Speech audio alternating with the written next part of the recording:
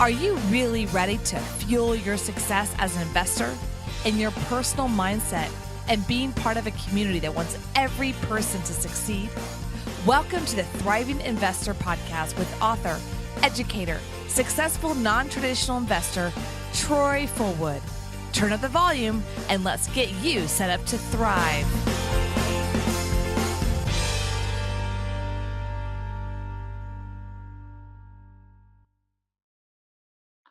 All right, everybody. Well, welcome back to another edition of the Thriving Investor Show where you fuel your success. And today I've got a great friend with me, Mr. Mike Warren. He's an international business maverick whose contrarian strategies have helped entrepreneurs generate tremendous growth and increase cash flow for their businesses. Mike is a partner in two private equity groups that specialize in helping businesses achieve rapid growth and sell their companies for top dollar, or obviously take them public as well. Mike is an international best-selling author of multiple books related to finance, growth, and business acquisition. Mike has 30 years experience in sales, direct response marketing, leadership techniques. Mike also holds an MBA in finance and has helped companies raise millions of dollars. Mike is on the board of multiple companies and works diligently with different charitable organizations, including Unite4Good and Boots2Suits, two amazing organizations. So, Mike, welcome to today's show. Thank you very much for taking time out of your schedule. It's great to have you. Thank you, Troy. I really enjoy being here. And, I love just talking about business. And if there's any way that we can help all of your listeners, learn something from stuff we're going to talk about, I'm all for it. So, I'm looking forward to jumping in, getting into some detail and really helping folks any way we can. I appreciate that very much. Mike, you and I are part of a couple of different groups of investors, and I would call us,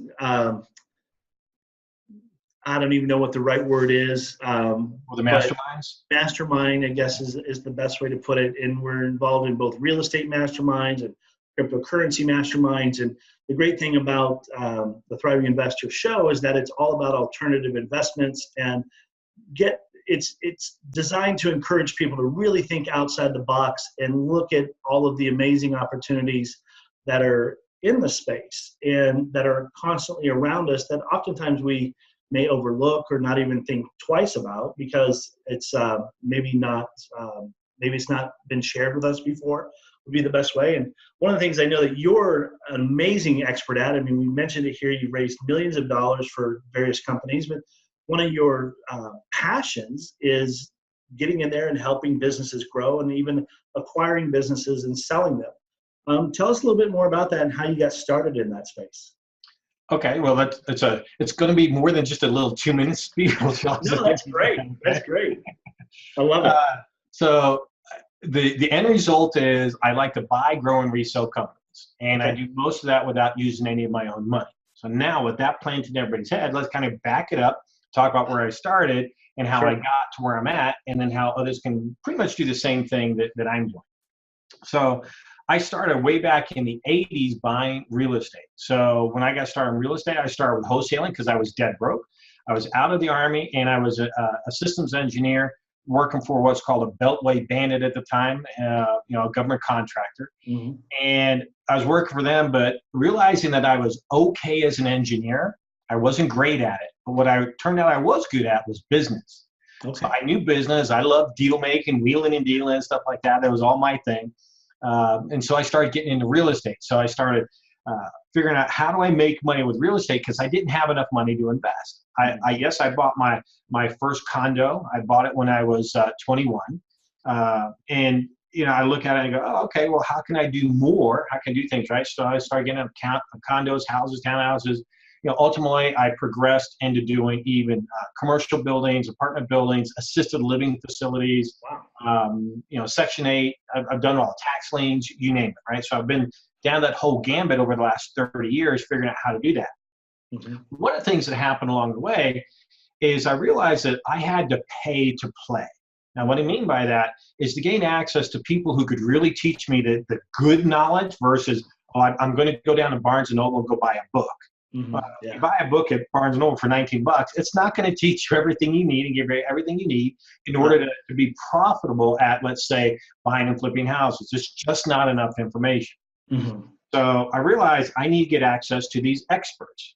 So that's a pay-to-play model, because they're not going to give me their information for free, because everybody's trying to get information from them for free. And their time's valuable. And the more valuable that person is, the more valuable their time is, the more expensive it is to get them as well. And so I realized I need to pay for my mentors. And so I started finding some different real estate mentors. And one of my real estate mentors, his name's Ernie, by the way. And Ernie was teaching me about real estate and doing foreclosures and stuff like that. It was really great. But it turns out that Ernie, while he was a multi-millionaire in real estate, he was also interested in buying and selling companies. And so around that time, I started to read the book, Rich Dad, Poor Dad.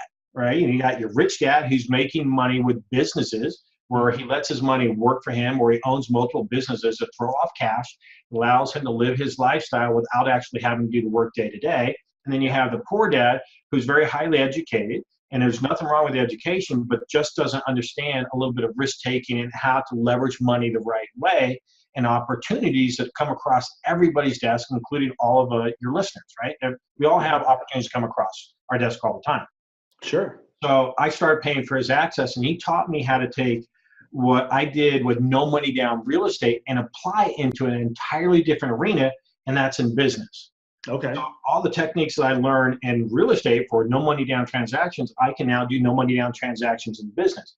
Now, you talk to any merger and acquisition company or any private equity group, they will tell you there's no way that you could possibly do what I do. Okay. I can show you deal after deal after deal that says, yes, there is. Sure. Because it's easy to do once you understand the strategy, once you understand the negotiation, once you understand the legal mechanics of it. And it's one thing to even to buy a company, but you have a company, what do you do with it then?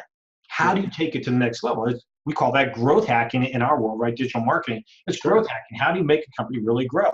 And in my case, I don't want a company unless I can at least triple the profit of the business. So 3x the profit of the business. Okay. I'm not interested in taking it on. Even if you want to give it to me and it's profitable right now, I don't want it because I need it to be able to grow. I don't want to just be stagnant. Sure. And to give you an example, a gas station, right, that has a convenience store in it, a good gas station with a convenience store might make somewhere between $800,000 and $900,000 a year in profit. Holy cow, that's a lot of profit. Sure, that's good profit. But it has no upside. How do I triple the profit of a convenience store without going out and buying another one? How do I triple it? I can't figure out how to do it. Could I increase the revenue 10 or 15% a year? Sure, but that's not what I'm looking at. I'm looking at how can I take that $900,000 of profit and turn it into $2.7 million in profit in about 2 years. I really want to do it. And then I turn around and sell it.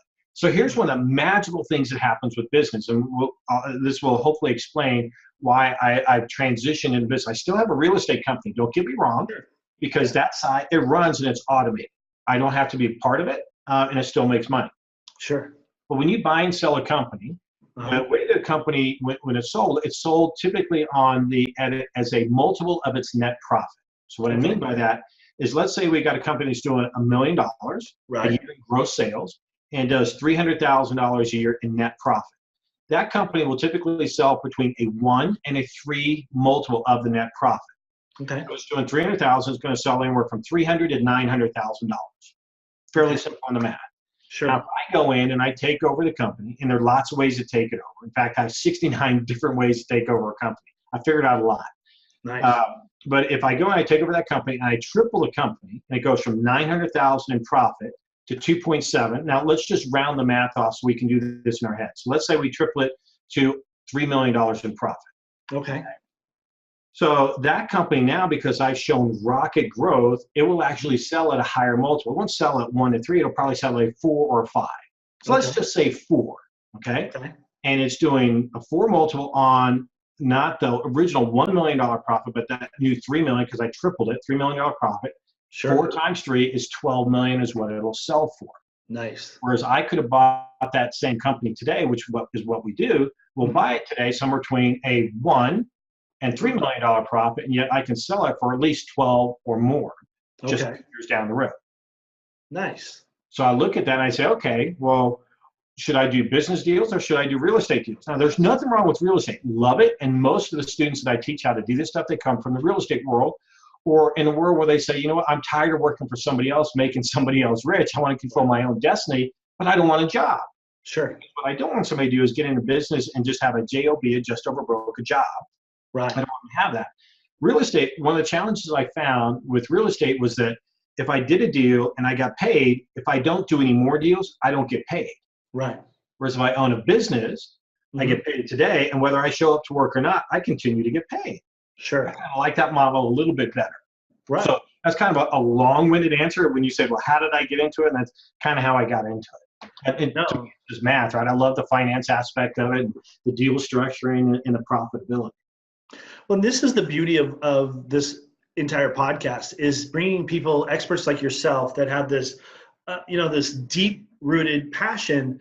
And you come from the world of real estate. I mean, I come from the world of real estate, and we're very good at what we do.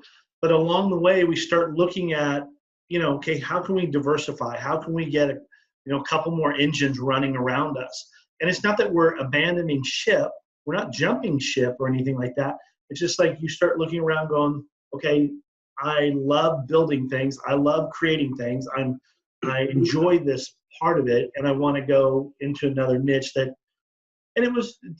challenges us. I mean, you probably, when you got into the business side of it, of doing the businesses, one, there was a passion because you could see the numbers, but there's also that passion of like, I want to be challenged. Like, I want to figure out the puzzle side of it. And so 69 different ways, 69, right? Right. Yeah. So, I mean, that's brilliant to come up with that many different methods of how to buy and sell a business, and which is fantastic. Here's something I want to just kind of point out. I like the aspect of buying and selling businesses. Mm-hmm. I realized in the beginning when I would buy a company, I'd go in, and of course, I'm the most qualified person to fix it. And I'd go in and I'd fix it, and then lo and behold, I got into this trap. The trap is I'm the only one that could fix it, so guess who everybody kept coming to fix the company when something would happen? Okay. I don't want to do that. Now I have a job. It may be a high-paying job, but it's still a job. Sure. So I have to learn that it's better for me to allow somebody else to come into the company, run it for me on my behalf. I take less profit, and I'm okay with that because I'm not doing any work. Right. I like that model so much better. Well, and you have that. You fall into the quintessential, trap of an entrepreneur. And that is, we learn, first off, we start off with this idea that we're going to buy real estate. And real estate's just a vehicle. It's just a model. It's just a name. But the truth is, we're really solving people's problems. Yeah. We're in the problem-solving business. And after as many years as I've been in it and you've been in it, and other people that we know have been in their respected areas of expertise, you become this bona fide expert problem solver. And so you could look at something, and it's a 10-second discussion, 10-minute discussion, if that, and the problem is fixed, whereas other people would scratch their head for 10 days trying to get half the life experience is massive. Yeah, imagine if we could all live 200 to 300 years old, what life experience we all would have. The world would be a different place. So it's probably good that we don't, but for what we learned in the short amount of time that we've been here, to me, it's am I making a difference, right? How do I make the world a better place tomorrow than when I'm in it today?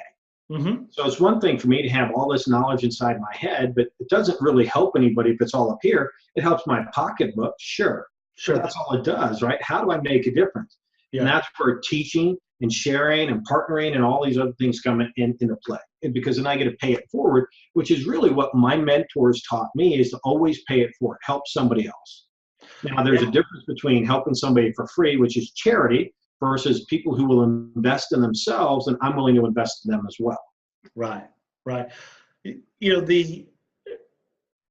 A topic that I've been having a lot around our office is one, in looking out there and seeing the massive number of people who want to be entrepreneurs in whatever their field of passion is, whether it's selling cupcakes or mowing yards or being real estate or running, buying a business. And I look at the system that they've come from, and the system didn't train them up to be entrepreneurs. The system trained them up to be employees. Yeah. And that shift to go from an employee to an entrepreneur oftentimes can be very cumbersome for people and very fearful. I respect the fear that's going through them, but oftentimes, as in the game of baseball, you can't steal second with your foot on first. At some point, you have to run as fast as you can to make it there. And what do you see when you're out there talking to other entrepreneurs and people that are in your circles and stuff? What are you seeing? Are you seeing a trend that a lot of people want to be in business and they're just trying to figure out how to create that network around them, or what are you seeing? I would say the first part, well, actually both things are correct. So yes, they're looking to figure out how to get into business, and they're trying to figure out how to put the network around them. And the challenge that I see that most people have, or the mistake, I guess I should say, that most people do, is they try to be perfect. Yeah. And so they want to have the right education, they want to have the right amount of money, they want to have the right kind of contacts, they want to have the exact kind of deal which meets these specific parameters.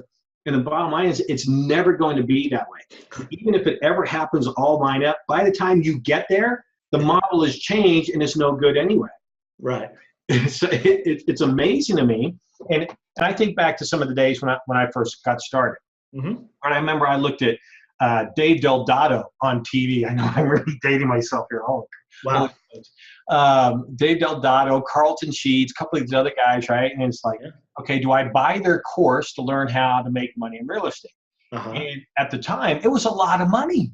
Yeah. I just didn't have a lot, but I could either take what somebody else could show me how to do to bypass my learning curve, or I could continually go out there and try to do it, which, by the way, I wasn't, because I was too scared and I had no idea what I was doing.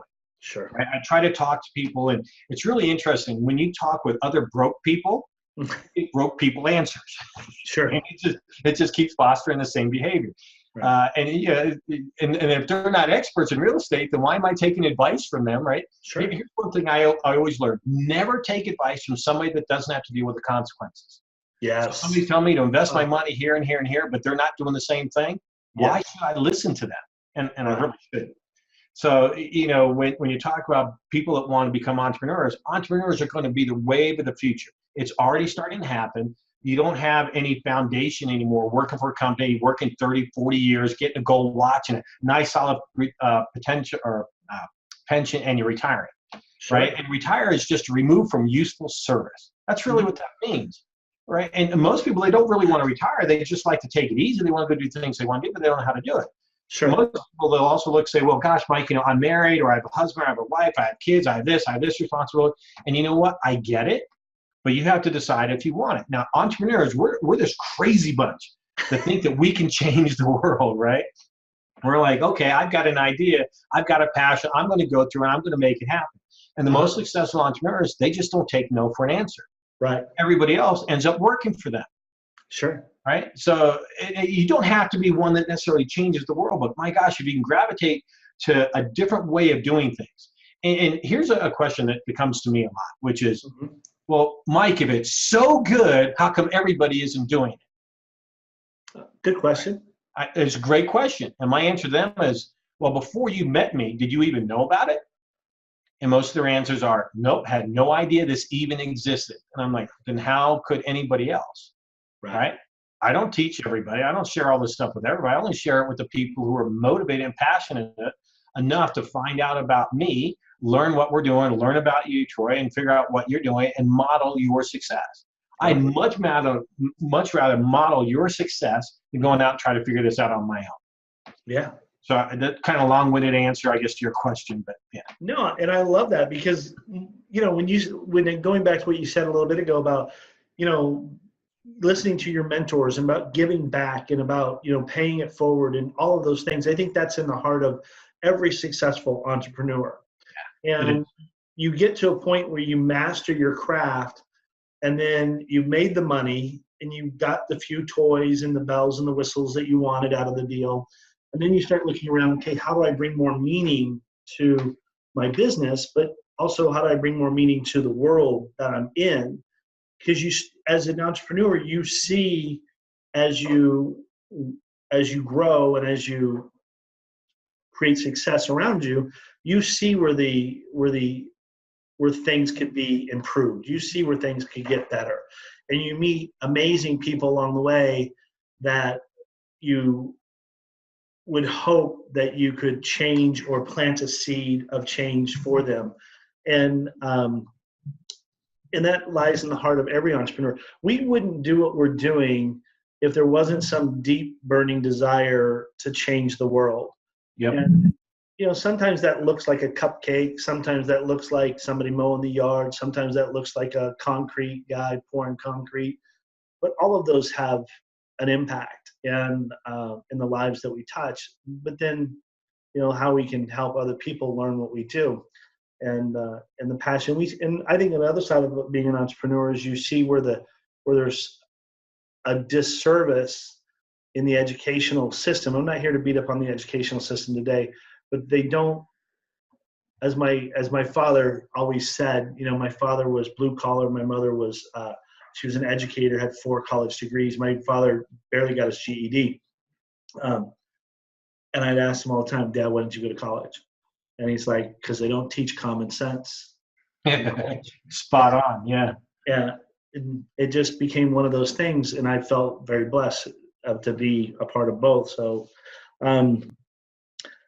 what kind of advice would you give somebody wanting to be, and I think you kind of touched on this a little bit ago, but I'd love to recover it or readdress it. What kind of advice would you give somebody in your space, meaning the business space, to get involved in it? Like, what kind of advice would you give that person? You mean as far as like a business acquisition? Somebody wants to get started that way, or they just want to get started in business in general? I think do a startup, let's start with just getting in business in general, because we may have a lot of listeners out there that are still sitting on the sidelines. Got it. And they're trying to figure out what's right for them and what's they're passionate about.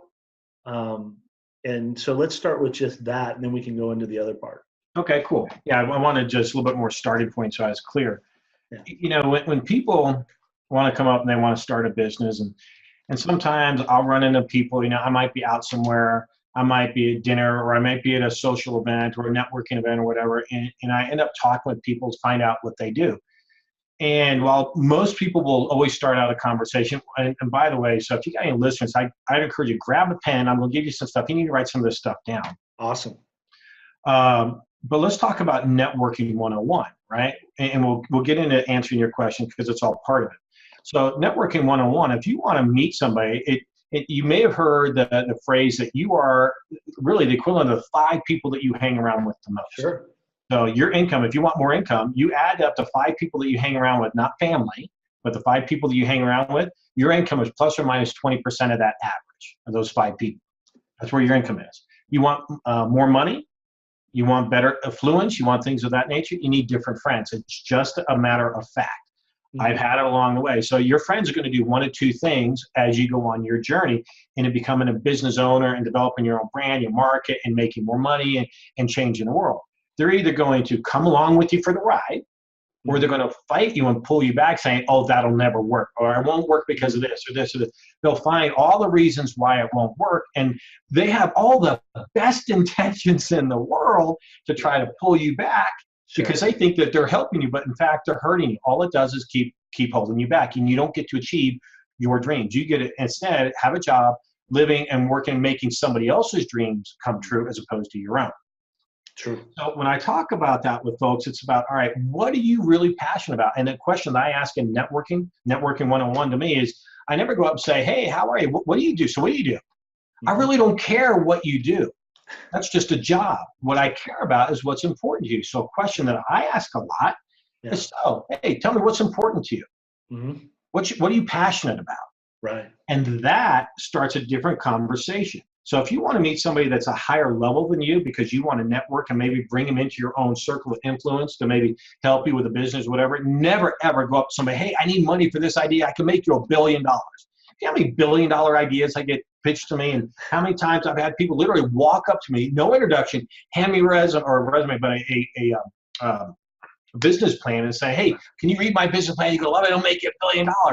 I politely say thank you. I wait till they turn around and I throw it in the trash. Right. I'm not about to read it. I'm like, are you kidding me? I don't know you from Adam. There's no connection here.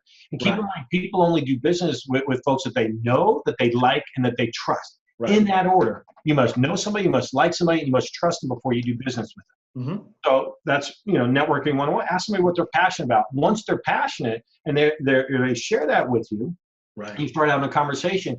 Those folks who are at a higher level than you, they will sooner or later, they'll ask you, so what do you do? Mm-hmm. That is permission now to talk about your idea, what you're working on, because you're not like everybody else. You watch everybody at any kind of a networking event, and you find a successful person, they're surrounded by people trying to pull information out of that person for free. Right. Very few people are trying to just make a connection. Make the connection first, and you'll have that person as a friend and possibly as a mentor for life. Big difference. So when I talk to folks, it's like, all right, how do you do this? Right? And it's networking, but it's finding out what you're passionate about and then finding other people that have the same kind of passion. And then try to figure out, okay, well, if you're passionate about this, how does it solve a problem? Yeah. What could you do? How can you make a difference in the world by solving this problem? Because the more people that you can influence or impact, the more money you will make. If this is only about you making more money and you chase the money, the more you chase the money, the less you will get. It's a true fact. Yeah. You know this, Troy, right? The more when we were younger and we focused, I need more money, I need more money, I need more money. All we kept doing was scrambling for more money because we couldn't get any. Right. And then we finally got emotionally, all right, you know what? I'm just going to do my thing regardless of the outcome. And all of a sudden the money just started flowing in. Right. Really the way it happened. So to answer your question, right, is to focus on what they're passionate about and then mingle with other people that have similar things. The easiest way to do that is go find any of these online forums where people are passionate about what you do and say, hey, I'm interested in starting a business about this. Anybody got any ideas? Yeah. And people will jump on board and give you all sorts of ideas to point you in the right direction to help you get started. Yeah. Well, I love what you say there because it's like a golden rule. It's like a secret golden rule of networking. When I'm in those environments, oftentimes I don't even tell people what I do, especially if I'm not like the core speaker at an event. I'm just there observing and watching. And like I've got one event this weekend that I'm doing, and there's like 700 people there. And the host of it's going to do a shout out for me. And I'm having mixed emotions about it because I just really want to go and observe. I don't want to like be the center of attention. But because I know the minute he does it, there's going to be this flood of people wanting to know blah, blah, blah. And it's not that I don't want to talk with people. It's that I'm looking for genuine people. I'm looking for people that are really interested in learning what it is I have to share. And as a speaker and as an educator, that's what you're striving for. And oftentimes people are trying to pull something out of you for free, and they don't value your time. And I've reverse engineered that, and so have you, obviously, to accomplish what you have.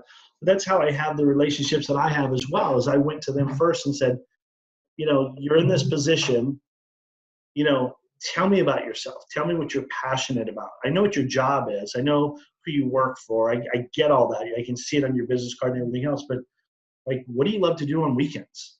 Yeah. And that just like opens the door to so many other things. And you learn about the person, because oftentimes people will look at you and I, or even other people in our industry, and they think, he's the real estate guy, he's the business guy, or he's the note guy. Well, we're much more than that. I mean, we're husbands, we're fathers, we're friends, we're neighbors, we're all these other things that tend to be kind of brushed to the side. And that's really the connection. And I learned that years ago in the golf industry, working with professional golfers, because I used to work for Ben Crenshaw and Tom Weiskopf and stuff, and they would say, well, how'd your game of golf go? And I'm like, oh, it still stinks, Well, you didn't get any tips? And I'm like, well, no, we never talked about golf. Well, what'd you guys talk about? Hunting, fishing, grass, because Ben Crenshaw owned a sod farm, Those were the kind of things we talked about because that's what they were passionate about, designing golf courses and stuff. Golf was just a game. It was a job. It was a job for them. So it's good stuff. I love it. So, all right, I got some questions for you to kind of wrap this up for us. What's the most creative deal you've done? And can you walk us through that deal? Most creative. Yeah. Most creative.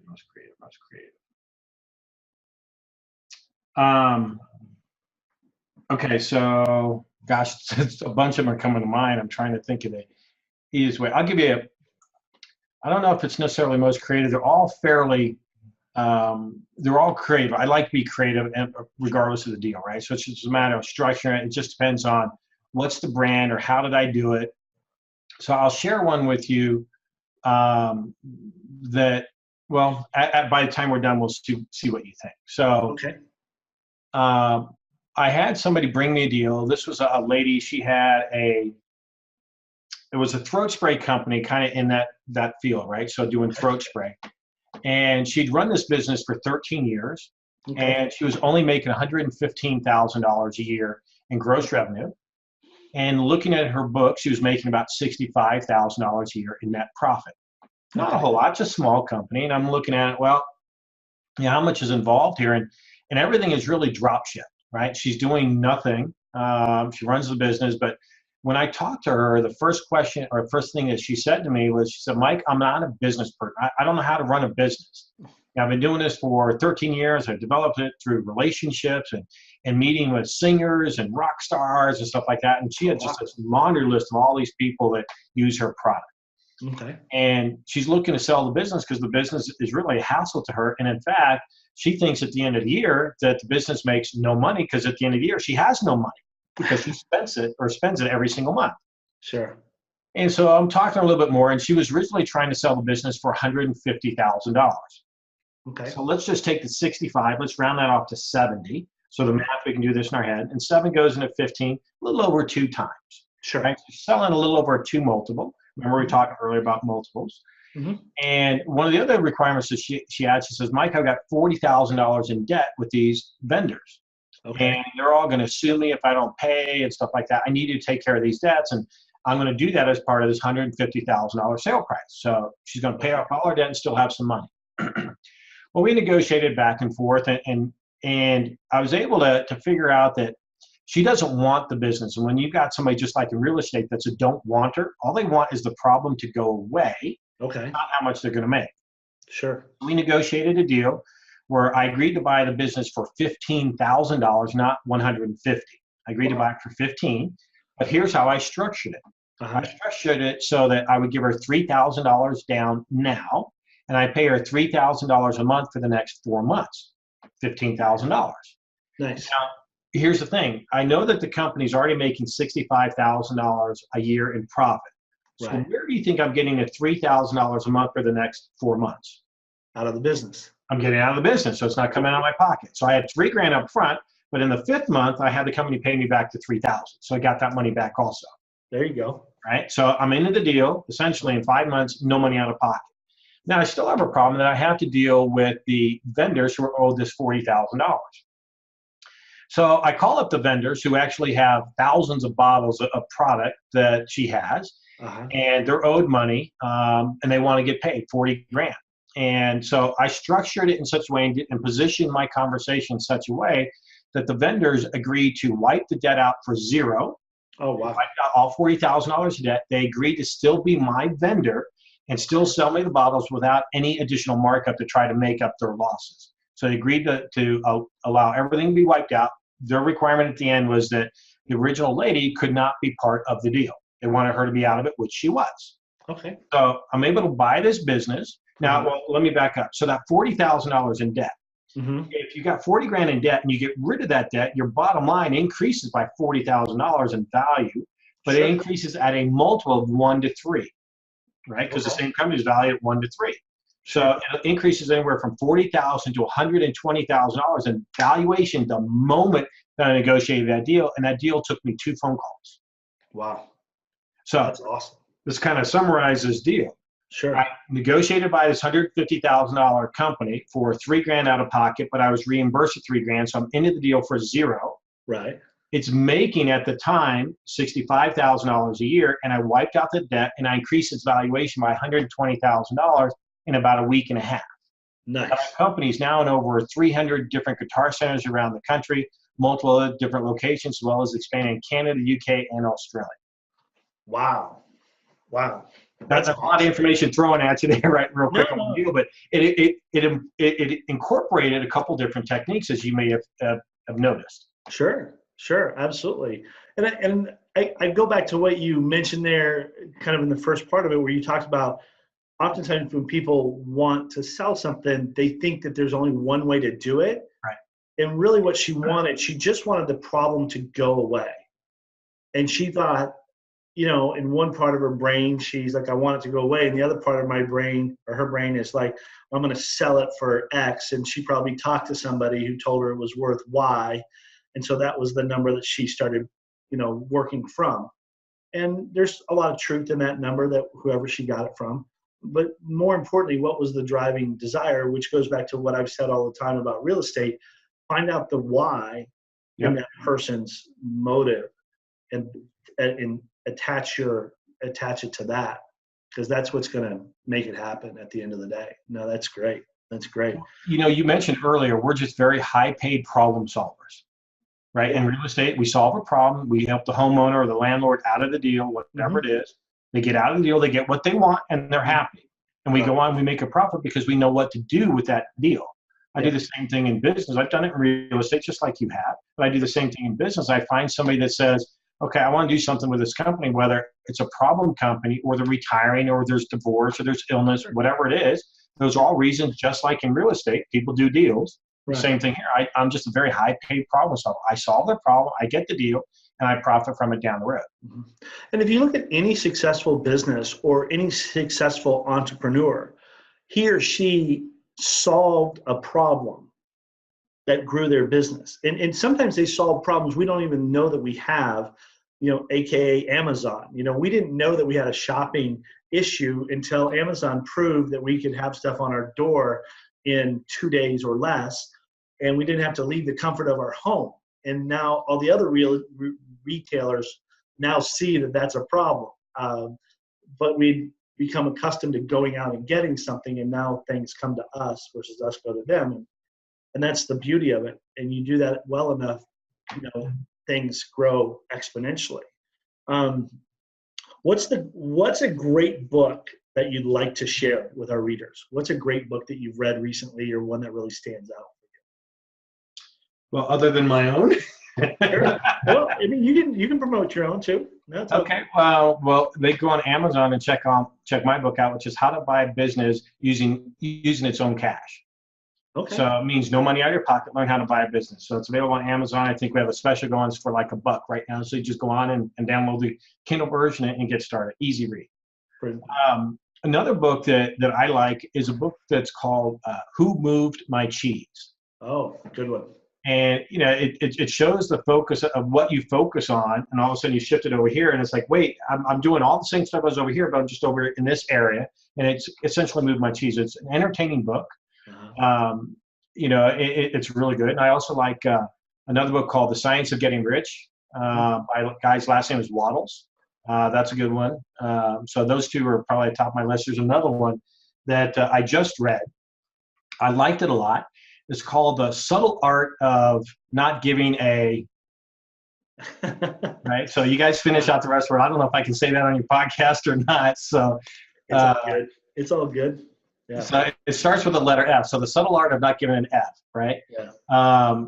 And it's a good book that talks about how much we care so much about things that are just not important.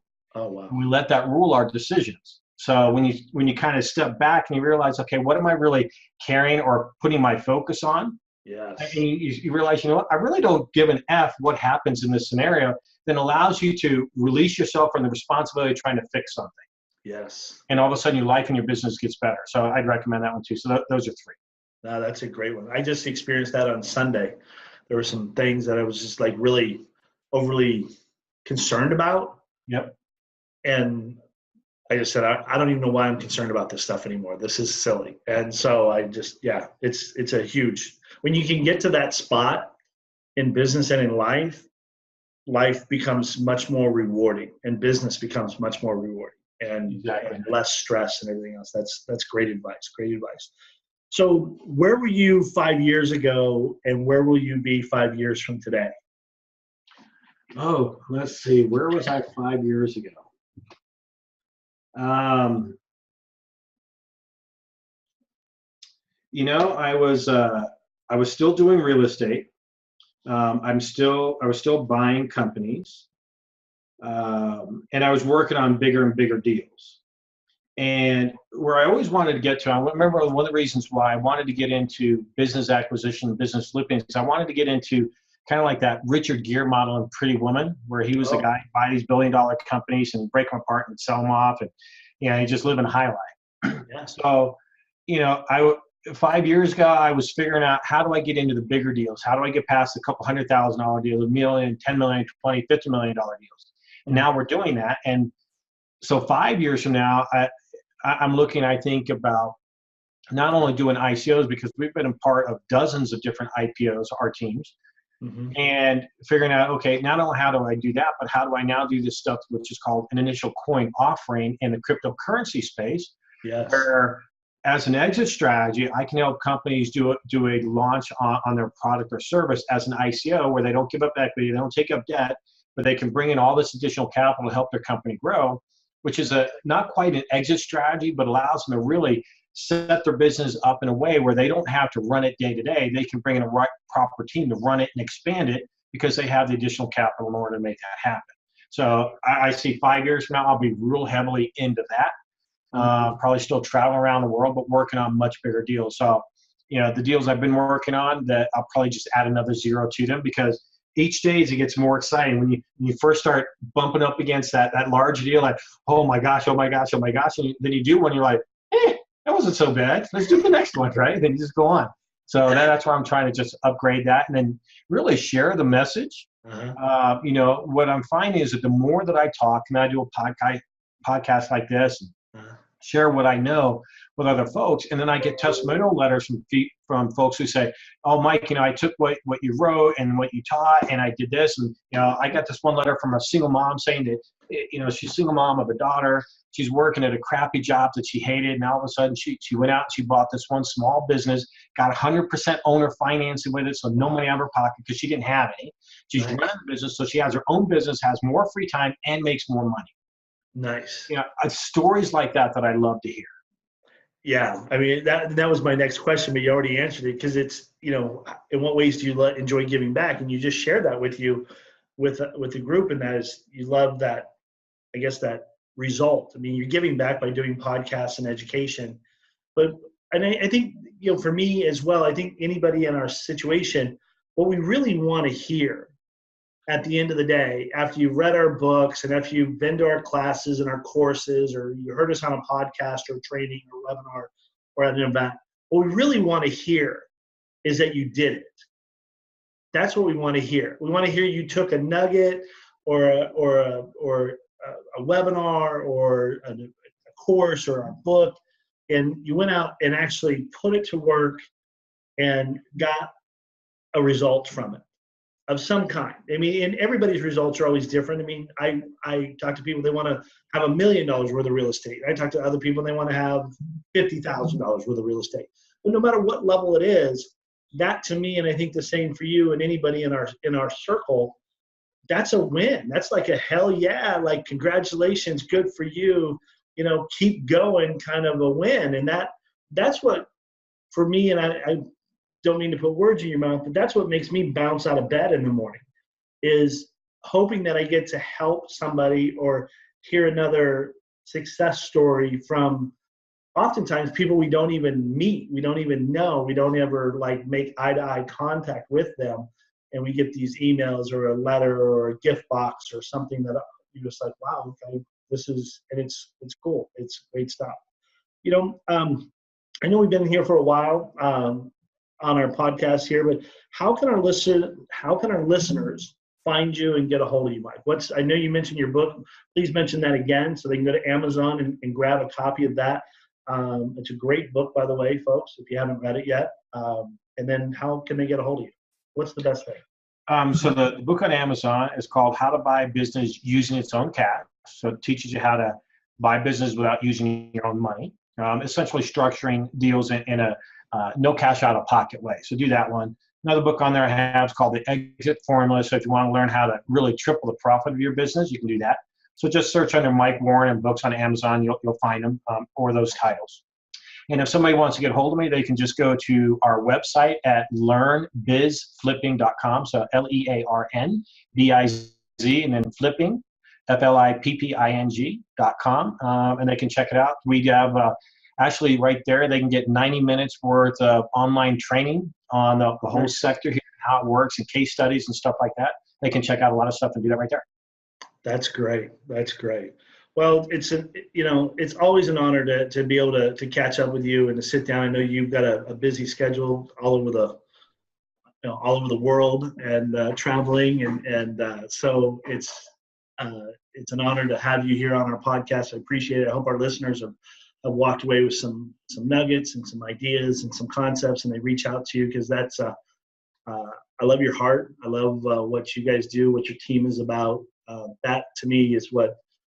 In the midst of all the chaos of this world that we live in, some days it's stuff like this that brings, a light to the situation and kind of helps, just helps people point them in the right direction. So I truly appreciate that today. I really do. I appreciate it. Thank you, Troy. I really appreciate you as well. First off, letting me be on the podcast with you. Hopefully we make an impact. We get people to think differently, but your show, and all the different speakers that you'll have come on, you do impact people. You're making more and more of an impact. They're sharing, more and more people are listening. So they're getting stuff out of it because, unless we all share information together, unless we all help each other pull ourselves up by the bootstraps and we support each other, whether that's emotionally, morally, financially, whatever way we can, we can't do it on our own. We need each other. And no one has ever gotten anything done of any substance by doing something on their own. Nobody, right? Even your best athletes in the world have coaches and mentors that walk them through it. And these guys, they're making $20 million a year, and they all have it too. So you're essentially acting as a coach for a lot of these folks, and I really appreciate that and commend you for that as well. And then, our listeners for spending the time to be on here to hear what you have to say, what I have to say. Hopefully they took some notes, and if not, they need to go back and re-listen and write some of that stuff down. Because some of it was a little bit rapid fire, but it's one thing to listen.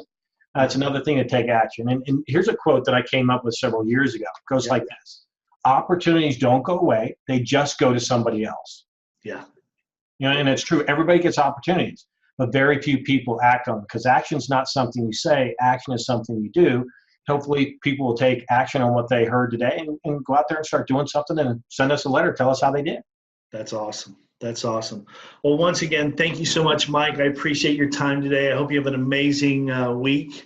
And as always, if you need anything from me, just give me a ring. I'll be more than happy to reach out and do what I can to help. You got it, brother. Thanks. Take care. You too. Thank you for listening and being a part of the thriving investor community.